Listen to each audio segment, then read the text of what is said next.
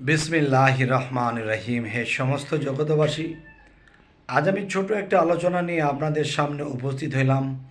সে আলোচনাটি হলো, দেখুন যে আল্লাহ কি বিয়োগ নাকি যোগ নাকি পূরণ, এই জিনিসগুলো আমাদের বুঝতে হবে। দেখেন, আমি বুঝি কি আল্লাহ বিয়োগ, আল্লাহ যোগ, আল্লাহ পূরণ। সেটা দেখেন যে আমরা কোত্থেকে এসেছি, আল্লাহর কাছ থেকে এসেছি। তাহলে আল্লাহর কাছ থেকে আমরা কিভাবে এসেছি? সে মোহাম্মদী নূর সৃষ্টি করেছেন। সে মোহাম্মদী নূর কোথায় ছিল? আল্লাহর সাথে মিশেছিল।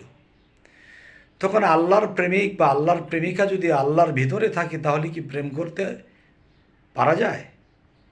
যখন সেই প্রেমিক বের হয়েছে দুনিয়াতে, সেই মোহাম্মদী নূর আল্লাহ থেকে আলাদা হয়েছে। সেই মোহাম্মদী নূর থেকে আমরা খণ্ড বিখণ্ড হয়ে এসে গেছি। এখন যদি আমরা মিশতে চাই সে আবার আল্লাহর সাথে, যেমন আল্লাহ থেকে বিয়োগ হয়ে এসেছি, আবার আল্লাহর সাথে আমরা কি করতে হবে? যোগ মিলাতে হবে। এরপরে দেখা যায় আল্লাহ, নবী, আদম তিনজনে মিলে একদম, এবং আল্লাহ, আদম, নবী তিনজনে মিলে এক ছবি। আরেকটি কথা বলা হয়েছে যে যে তিনটি দমের কথা বলা হয়েছে, যে আদম খোদা, দম থেকে আল্লাহ নাহি জোদা। তো এভাবে যদি আমরা বুঝতে যাই, তাহলে আমরা কি বুঝব? আমরা এই জিনিসটাই বুঝব যে দম যেহেতু আছে, এর মধ্যে আল্লাহ আছে। তাই বলা হয়েছে আল্লাহ আদম থেকে কোনো জুদা নয়। তাই আমাদের যে কাজটি করতে হবে, পূরণ করতে হবে। আল্লাহ থেকে বিয়োগ হয়ে এসেছি, এখানে যোগ হওয়ার জন্য যে কাজটি করতেছি, এবং পূরণ হয়ে যাবে আল্লাহর কাছে মিশলে। কীরকম? আল্লাহ এক, আদম এক, নবী এক।